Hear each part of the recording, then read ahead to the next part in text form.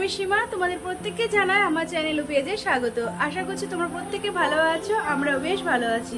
তাহলে চলো আজকে আরো একটা নতুন ব্লগ তোমাদের সাথে শেয়ার করি। এই মাত্র রান্না বাড়া সংসারের যাবতীয় কাজ হয়ে গেল, এখন রেডি হচ্ছি। রেডিটাও পুরোপুরি হয়নি, আর একটু বাকি আছে, তারপরে বেরোবো। কোথায় যাচ্ছি সেটা জানতে হলে আমার ভিডিওতে চোখ রাখতে হবে।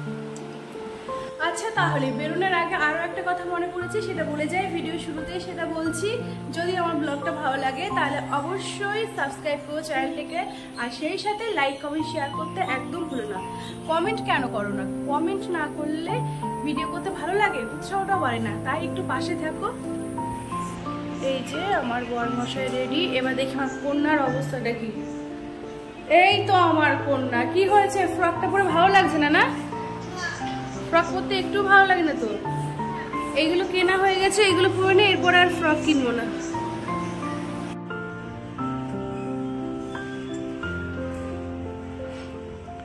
তোমরা নিচে যাও, আমি আসছি।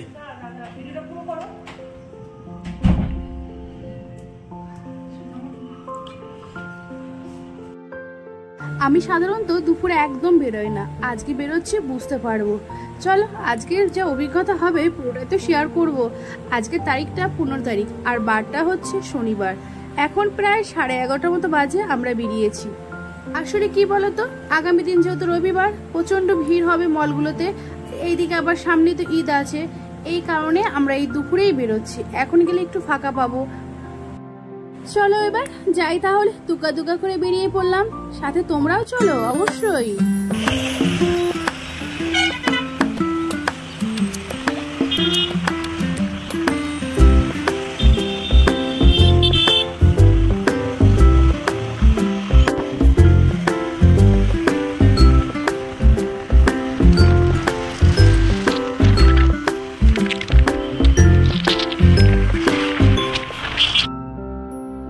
আমাদের বাড়ি থেকে না খুব একটা দূরও না, আবার খুব একটা কাছেও না।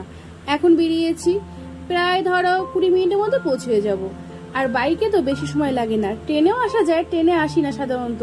কি বলতো, ভিড় ভাট্টা আর গরমে ভালো লাগে না, বাইকেই বেশি চলাফেরা করি। যখন খুব প্রয়োজন তখন ট্রেনে যাই। আর এই দেখো, বলতে বলতে কিন্তু পৌঁছেও গেছি আমার গন্তব্যস্থলে। সেটা কোথায় উমা এখনো বলা হয়নি, দাঁড়া দাঁড়া বলছি। আসলে কি বলতো, তোমাদের সাথে গল্প করতে বসলে না মানে কাজের কথাটাই ভুলে যাই। আর এই দেখো, বলতে বলতে চলে এসেছি মানে কাঁচরাপাড়ার স্টাইল বাজারে। আমি সাধারণত কাঁচরাপাড়ার স্টাইল বাজারেই কেনাকাটাটা বেশি করি। এখন মলের সামনে দাঁড়িয়ে আছি, তোমাদের দাদা গেছে গাড়িটা রাখতে। আগেই ঢুকতে বলেছে, কিন্তু ঢুকবো না, একসাথেই ঢুকবো। আর এই মাত্র তোমাদের দাদা আসলো, তারপরে ঢুকেছি। কিন্তু জানো তো, এইবার না এখানে কেনাকাটা করার কোনো ইচ্ছে ছিল না, একটু কলকাতায় যাওয়ার ইচ্ছে ছিল, কিন্তু যা রোদ গরম, সাহস পেলাম না গো বাচ্চা নিয়ে। আজকের মেন কেনাকাটাটা আমার মেয়ের জন্য, আমার জন্য কিছুই না, তবু যদি পছন্দ হয় কিছু তাহলে নিয়ে নেব। আমার আবার কি বলতো, সাধারণত এখন আর কাঁচরাপাড়ার জিনিস খুব একটা ভালো লাগে না, সত্যি কথা গো। এখন কলকাতা থেকে কেনাকাটা করতেই ভালো লাগে, কিন্তু সময়ের অভাবে সবসময় যাওয়া হয় না। বিশেষ করে স্টাইল বাজারের না মানে আমার ড্রেসগুলো ভালো লাগে না। আমার মেয়ের জন্য ঠিক আছে, মেয়ের জন্য পছন্দ হয়, আমার জন্য তেমন একটা পছন্দ হয় না। কিন্তু আমার বরমশাইয়ের আবার এখানকার জিনিস খুব ভালো লাগে। আর এই দেখো, মেয়ের জন্য এই ড্রেসটা নেওয়ার জন্যই কিন্তু এখানে আসা। মেয়েটাকে পরানোর পরে দেখলাম ঠিকঠাক ফিটিংস হয়নি, কিন্তু শুনতে পারলাম এখান থেকে ফিটিংস করে দেবে। তারপরে ড্রেসটা নেওয়া হয়ে গেছে, নিয়ে চলে আসলাম নিচের কাউন্টারে।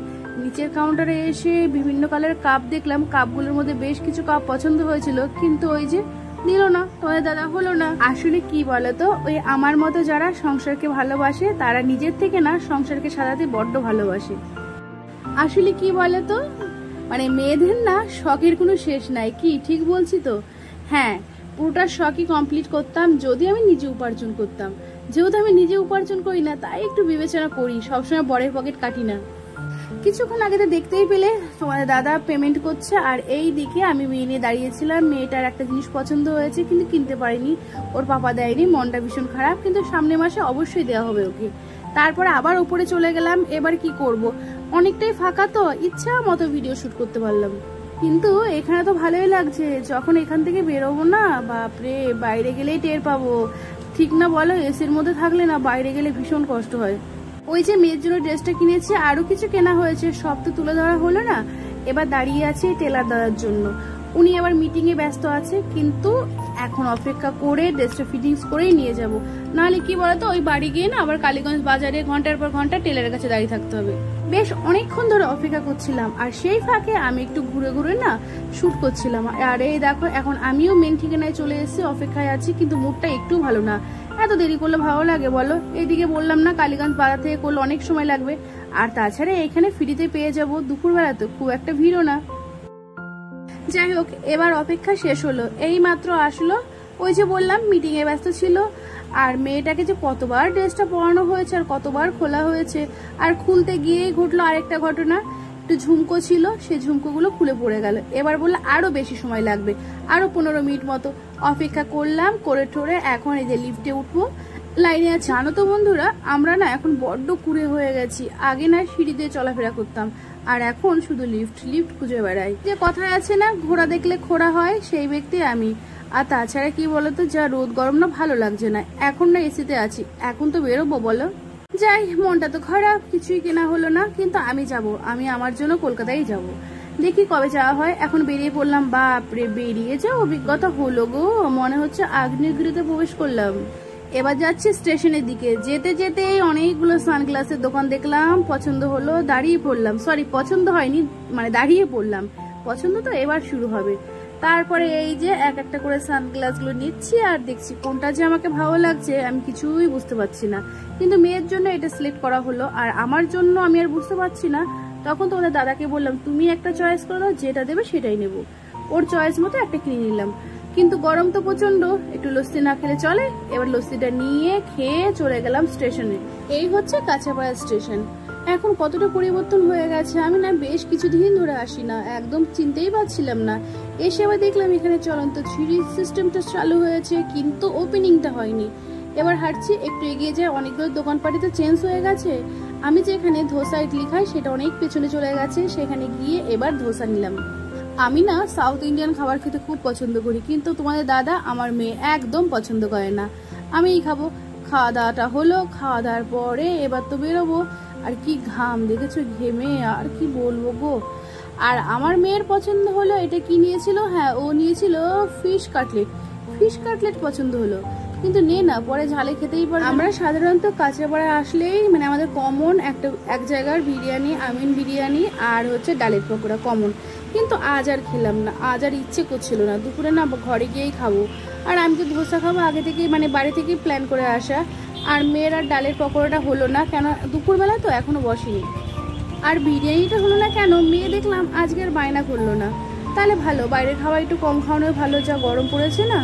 এখন আমরা বেরিয়ে পড়লাম। আরও কিছু কেনাকাটা ছিল, কিন্তু আমি গরমে আর কিনতে পারলাম না। ওই যে বললাম না, যাব এই মাসটা যাক, তারপরে কলকাতায় যাব। তাহলে বন্ধুরা, আজকের মতো গল্পটা এখানেই শেষ করছি। রোদে পুড়ে তাপে গলে যাচ্ছি গো। আর এই দেখো, আমি যাওয়ার সময় রেলগেট অবশ্যই পড়বে। যাই হোক বাবা, এবার তো গাড়িটা ছাড়বো। আর আজকের মতো ব্লগটাও এখানে শেষ করছি। ভালো থেকো, সুস্থ থেকো।